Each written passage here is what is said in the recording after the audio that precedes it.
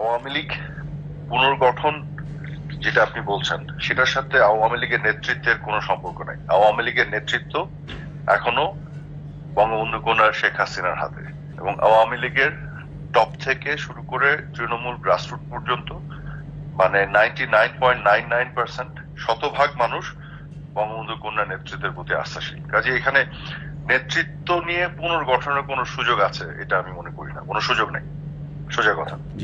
কিন্তু দলীয় ভাবে দলকে পুনর্গঠন, সংগঠিত করা, সুসংগঠিত করা সেটা তো অন্য জিনিস। আর আওয়ামী লীগকে নিষিদ্ধের ব্যাপারে বাংলাদেশে এমন কোন শক্তি নাই যে আওয়ামী লীগকে নিষিদ্ধ করতে পারে। এই দেশে জন্ম দিয়েছে আওয়ামী লীগ, এদেশের গ্রাসরুট তৃণমূলের কোনায় কোনায় আওয়ামী লীগের অবস্থান। হ্যাঁ, আওয়ামী লীগকে নিষিদ্ধ করার কোন শক্তি নেই বাংলাদেশে। বাংলাদেশে রাজাকার পাকিস্তানি এবং পাকিস্তানি পেতার দ্বারা নিষিদ্ধ হবে, আওয়ামী লীগ হবে না। যার যে দেশ জন্ম দেয় তাকে নিষিদ্ধ করা যায় না।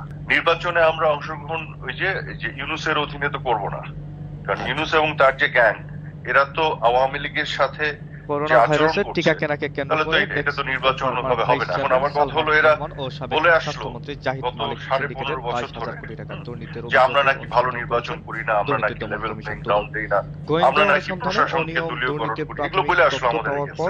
ভালো কথা, এখন তাহলে তারা প্রশাসনকে দলীয়করণ করছে না, এক চিঠিতে এতগুলি তাদের লোক দিচ্ছে, এবং তারা এখন কেন একটা লেভেল প্লেইং গ্রাউন্ড ক্রিয়েট করতে 4 সদস্য টিমের অন্যান্য সদস্য হলেন সহকারী পরিচালক বিলকিস আক্তার, উপসহকারী পরিচালক মোহাম্মদ জিয়াউর ও কাজী আজিজুর রহমান, যারা এরই মধ্যে নথিপত্র সংগ্রহের কাজ শুরু করেছেন বলে জানা গেছে। অভিযোগ সূত্রে জানা যায়, করোনা ভ্যাকসিন ক্রয়কে কেন্দ্র করে সাবেক প্রধানমন্ত্রী শেখ হাসিনার উপদেষ্টা দরবেশখাত ঢাকা এক আসনের সাবেক সাংসদ সালমান ইব্রাহিমের নেতৃত্বে গড়ে ওঠা একটি অসৎ সিন্ডিকেটের 22,000 কোটি টাকা করেছেন। সিন্ডিকেটের তালিকায় সালমান রহমান ও জাহিদ মালিক ছাড়াও রয়েছেন তৎকালীন স্বাস্থ্য সচিব লুকমান হোসেন, বাংলাদেশ চিকিৎসা গবেষণা পরিষদের চেয়ারম্যান তোফাজ্জলের হত্যাকাণ্ড থেকে শুরু করে মাসুদের হত্যাকাণ্ড থেকে রাজীবের হত্যাকাণ্ডের ক্ষমা যাবে ওরা। আমি এর আগেও বলেছি বারেবার যে করোনা ভাইরাসের টিকা কেনাকে কেন্দ্র করে যে ঘটনাই ঘটেছে আর একটা দায় আমাদের আছে, কারণ আমাদের সরকারে ছিল, সেই দায় আমরা স্বীকার করেছি। সিন্ডিকেটের 22,000 কোটি সেই দায় স্বীকার করে আমরা কি করেছি, এটাকে বিচারের প্রক্রিয়ায় আনার চেষ্টা করেছি। আমরা কমিশন গঠন করেছি, তখন জাতিসংঘকেও ডেকেছিলাম। জুলাই আগস্টের যে হত্যাকাণ্ড, মানে 5 আগস্ট পর্যন্ত যে হত্যাকাণ্ড, সেটারও তো বিচার এরা করছে। এরা তো এটাকে পলিটিক্যালি অপব্যবহার করছে, বিচার করতো।